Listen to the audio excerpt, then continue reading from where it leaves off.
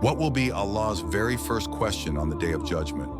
On that day when the earth is shaken, when everyone is gathered barefoot and naked, when the sun is brought close and people are drowning in their sweat, what will Allah ask you first? This question is so important because your eternity depends on it. The Prophet Muhammad gave us the answer.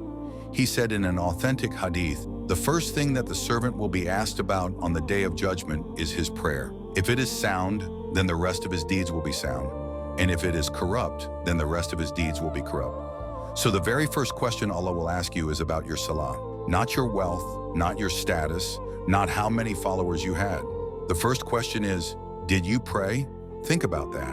On a day when mothers will abandon their children, when people will run from their closest family, when everyone will only say, myself, myself, the very first thing Allah wants to know is, did you maintain your 5 daily prayers? Why is salah so important? Because it is the foundation of our faith. The Prophet said, the covenant that distinguishes between us and them is the prayer. Whoever abandons it has committed disbelief. Salah is not just a ritual, it is your connection to Allah, your daily reminder that you are His servant and He is your Lord. If that connection is broken, everything else falls apart.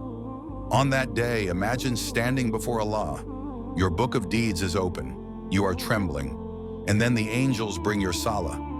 If your prayers were done sincerely, on time, with khushu, humility, then the rest of your reckoning will be easy. But if your prayers are missing, delayed, or done carelessly, then the judgment will be severe. Some people say, I'll start praying later, but later never comes. Death doesn't wait for your plans. Salah is the first thing you will be asked about, and maybe the last chance to save yourself. The Prophet said that if there is a defect in your obligatory prayers, Allah will ask, does my servant have any voluntary prayers? And from those, the shortcomings of the obligatory prayers will be completed. This shows the mercy of Allah, but only for those who prayed something, not for those who abandoned it completely. So now, let me ask you, if you died tonight and stood before Allah, how would you answer the very first question? Would you be able to say, yes, I prayed every day for you?